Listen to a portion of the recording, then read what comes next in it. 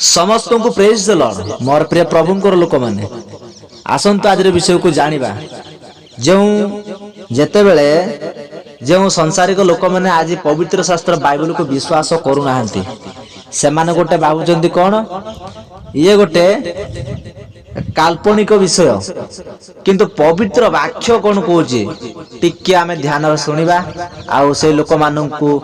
जणेबा बा कहबा विषय रे आसंतु जहन लिखित सुसमाचार 16 तार 7 पद लिखा जाए किंतु मु तुम माननकु सत्य कहूछि मोर प्रस्थान करिबारे तुम मानकर मंगल कारण मु प्रस्थान न कले सेही साहाय्यकारी तुम मानक निकटକୁ आसीबे नाही मात्र मु गले तांकु तुम मानक निकटକୁ पठाई देबी। तापर लिखा जाए से आसी पाप धार्मिकता और विचार विषय रे जगत को प्रमाण देबे। तो सर्वप्रथमे आसंतु यीशु ख्रीष्ट को धन्यवाद देवा कारण यही भली पवित्र शास्त्र बाइबल रे एमिति सत्य भाव अच्छी किंतु लोक माने ता जानि पारि नाहंती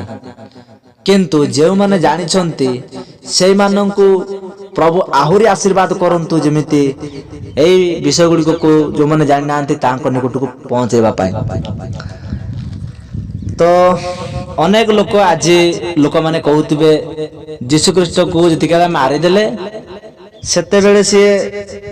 जदि बा सत्य ईश्वर सी थांता तार सी कोन पाई मला लोक मानकर बुझिबा टिके कम काहे कि जे कि से माने जानि पारु नांती जे यीशु ख्रीष्ट मनुष्य मानकर पाप पाई से मले मनुष्य मानकर पाप पाई लोक माने जानंतु जे कि मनुष्य मानक पाई जणे आसीथिले जगत को आ सी तांकर निजर जीवन को देकी मनुष्य मानकर पाप क्षमा कले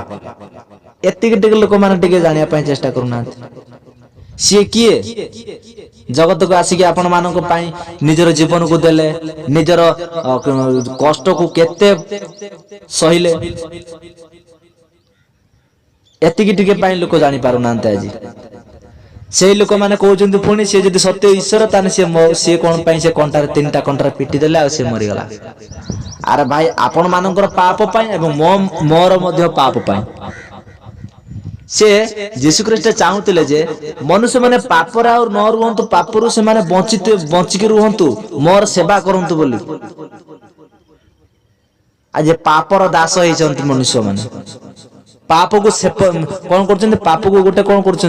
से माने गोटे सेवार मूर्ति कर सारे पाप को